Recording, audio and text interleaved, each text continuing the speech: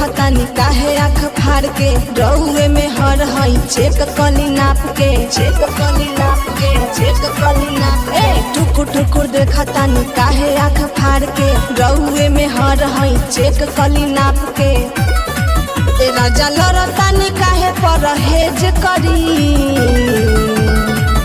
असक बाता कुछ देर वेट करी या उठलाली चाट के चेक करी सक बाता कुछ देर वेट करी या उठलाली चाट के चेक करी बुझ गई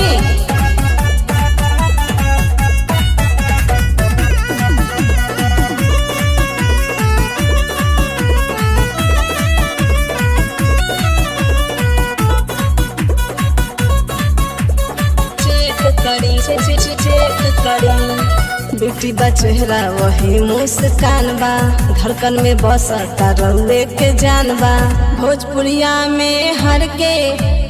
इहे पहचान बा भोजपुरिया में हर के इहे पहचान बा राजा लड़तानी काहे परहेज करी असक बाता कुछ देर वेट करी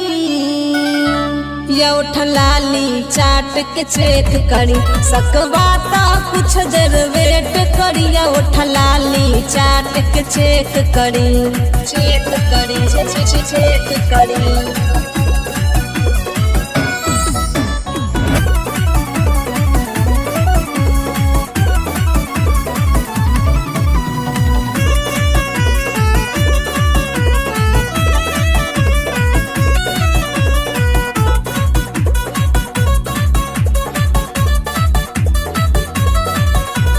गइल रही नैहर राजा रउए से पूछ के साथ में भेजले रही बबुआ सुतोष के